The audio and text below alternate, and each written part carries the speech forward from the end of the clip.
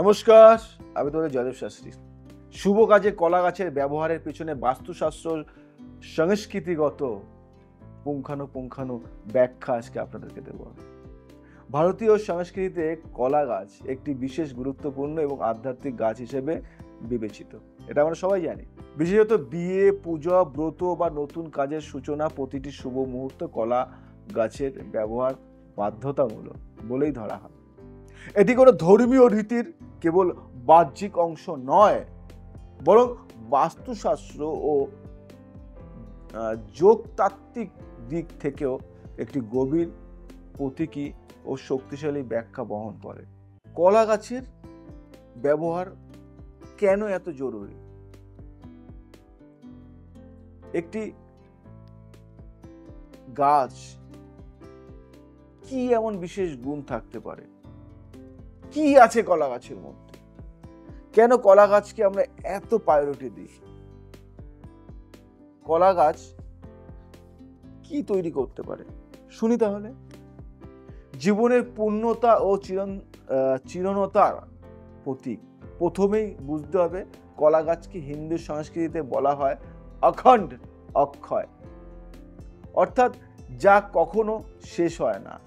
এই গাছের প্রতিটি অংশ, পাতা, কাণ্ড, ফুল, কাঁচা ফল, পাকা ফল সবকিছু উপযোগী ও পূজনীয়। এই পুরো প্রক্রিয়া বা এই পরিপূর্ণতার ধারণা থেকেই শুভ কাজে কলা গাছ ব্যবহারের রীতি গড়ে উঠেছে। বিয়েতে বা পুজোয় কলা গাছ ব্যবহার মানে সেই সংসার বা কাজ যেন চিরকাল টিকে থাকে, পূর্ণতা পায় ও কখনো অর্ধেক না থেকে যায়। এই কামনা কলা গাছকে করা হয় বা কলা গাছের সামনে মানা হয়। সূর্যতত্ত্ব ও কলা গাছের শক্তি বিকিরণ। বাস্তুশাস্ত্র মতে কলা গাছ একটি সূর্য বানস্পতি বা সূর্য বানস্পতি, অর্থাৎ এটি সূর্যের শক্তিকে খুব ভালোভাবে আকর্ষণ ও ধরে রাখতে পারে। যেহেতু সূর্য শুভ শক্তির প্রধান আধার, পিতৃত্ব, সাফল্য, আত্মবিশ্বাস ও শুরু করার শক্তি, তাই নতুন যে কোনো কাজের শুরুতে কলা গাছ উপস্থিতি থাকলে সূর্য তত্ত্ব সক্রিয় হয়। এই কারণে বিবাহের মণ্ডপে বা দোকানের উদ্বোধনে কলা গাছ বেঁধে রাখা হয়। বাস্তুমতে এই গাছ সেই জায়গায় সূর্য চক্রের প্রভাব বজায় রাখে, যার নেতিবাচক শক্তিকে বাইরে রাখে। বুঝতে পারলে? অনেকেই তো কলা গাছ রাখে। আমাকে অনেকেই প্রশ্ন, দাদা কি গো কলা গাছটাই কেন? পুজো করতে গেছি, কলা গাছ নেই, কলা গাছ নিয়ে আসো, কলা গাছ নিয়ে আসো, এখানে ওখানে পাঠানো হচ্ছে কেন? কলা গাছটাই কেন? আমি তো অন্য গাছও রাখতে পারি। প্রাকৃতিক শক্তির পরিবেশে স্থিতিশীলতা আনে এই কলা গাছ। কলা গাছ খুব দ্রুত বড় হয় এবং সহজে মাটিতে শেকড় ছড়ায় না, তাই এটি এক ধরনের স্থিতি ও নর্মতার প্রতীক। নর্মভদ্র বলি না, সেই নর্মতার প্রতীক। আপনি দেখবেন কলা গাছ কখনো আঁকা বাঁকা হয় না, তার কাণ্ড সবসময় সোজা এবং সবুজ। এই কারণে শুভ কাজের সময় এই গাছ ব্যবহৃত হয়, যেন জীবনের নতুন অধ্যায় সোজা পথে সদ্গুণে এগিয়ে যায়। শাস্ত্রমতে বিয়ের সময় কলা গাছ দাঁড় করানো মানে কেবল সাজ নয়, বরং এক ধরনের শক্তিময় বার্তা ছড়িয়ে দেওয়া। এই সম্পর্কটি যেন গম্ভীর হয়, সোজা হয় এবং সদা সতেজ থাকে। বুঝতে পারলে? জানতে হবে তো। কেন জানবো না? আমাদের সনাতন ধর্মে আমাদের আচার, আমাদের নিয়ম, আমাদের নীতি, আমাদের রীতি জানবো না কেন? না জানলে আমায় বলুন, প্রশ্ন করুন, অ্যান্সার দেবো আমি। শুভ শক্তির আধার ও তামসিক শক্তির রোধক এই কলা গাছ। যে কোনো শুভ কাজে কলা গাছের ব্যবহার মানে এক ধরনের নেতিবাচক শক্তির প্রবেশ নিষেধাজ্ঞা। আসতে দেবে না কলা গাছ কোনো নেতিবাচক শক্তি। কলা গাছের চারপাশে বিশেষ এক ধরনের স্পন্দন থাকে, যেটা তান্ত্রিক বা তামসিক শক্তিকে তাড়িয়ে দেয়। বাস্তুশাস্ত্রে বলা হয়েছে যেখানে কলা গাছ সেখানে ভূদোষ, পূর্বজ দোষ অথবা দুর্ভাগ্যের প্রবাহ দুর্বল হয়। এই কারণে ব্রাহ্মণ বিয়েতে কলা গাছ দিয়ে বরকনের চারপাশে ঘেরা হয় বা পুজোর স্নানে কলা গাছ দিয়ে আলয় নির্মাণ করা হয়। এবং দেখা যায় এখন মডার্ন যুগ, অনেক জায়গায় কলা গাছ দেয় না, কলা গাছের কি দেয়, কলা গাছের বদলে অন্য অন্য কিছু দেয়, এগুলি ভালো না, নেগেটিভ। দেখবেন বিয়েটাও টেকে না ওর জন্য বেশি দিন, ঝামেলা অশান্তি, দেখা গেল শাশুড়ি এসে বরকে মারলো, এরকম হয়। ফলদায়কতাও প্রযোজনের প্রতীক। কলা গাছ প্রতিনিয়ত ফুল ও ফল দেয় এবং বংশবৃদ্ধির প্রতীক হিসেবেও বিবেচিত। বিশেষত বিয়েতে কলা গাছ রাখা মানে ভবিষ্যতে দাম্পত্য জীবনে সন্তান প্রাপ্তি ও বংশবৃদ্ধি হবে।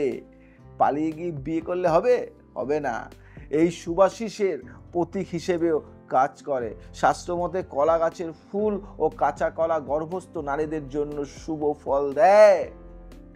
এইভাবে কলা গাছ হয়ে দাঁড়ায় প্রজনন শক্তির, উর্বরতা ও সৌভাগ্যের প্রতীক। আর এখন বিয়ে মানে 2 দিনের দেখা, 3 দিনেই বিয়ে। প্রথম দিন দেখা হলো, সেকেন্ড দিন প্রেম হলো, তৃতীয় দিন বিয়ে হলো, চতুর্থ দিন ডিভোর্স হলো। এটাই তো চলছে।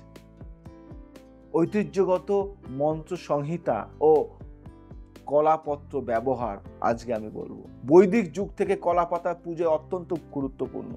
মূলত এটি ঋষি ঋণ পূরণের প্রতীক। ঈশ্বরকে নৈবেদ্য নিবেদন, স্নান করানো বা অর্ঘ্য দেওয়ার সময় কলা পাতা ব্যবহৃত হয়, কারণ এই পাতায় থাকে সূক্ষ্ম তেল ও প্রাকৃতিক রস সহজে দেহ বা জলে মিশে যায় না, ফলে তা ঈশ্বরের শক্তিকে ধরে রাখে।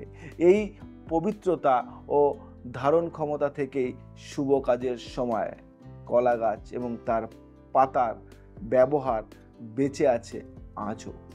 তাই সবাইকে বলবো যে আমাদের হিন্দু শাস্ত্রে বা আমাদের সনাতন ধর্মে কিছু রীতি নীতি আছে যেগুলি একটু আলাদা, সেগুলি মেনে চলা একান্তই কাম্য।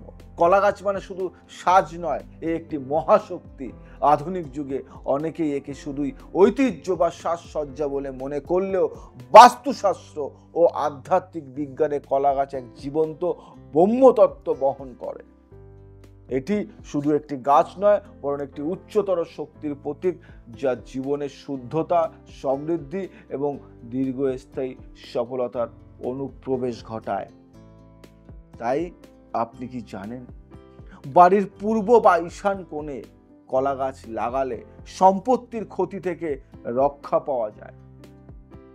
এটা মাথায় রাখবেন। আপনার মতামত জানাতে ভুলবেন না। কেমন লাগলো আমার এই তথ্যটি? আপনি কি আগে জানতেন? যদি জানেন তাহলে হ্যাঁ, যদি না জানেন তাহলে না। এবং আরও কিছু যদি জানতে চান, কমেন্ট করুন আমাকে। কমেন্ট করে বলুন আমি এটা জানতে চাই। আমি জানতে চাই আমাদের সনাতনের বা আমাদের হিন্দু ধর্মে কিছু রীতি নীতি রেওয়াজ। আমি বলবো আমি আমার ধর্মকে ভালোবাসি।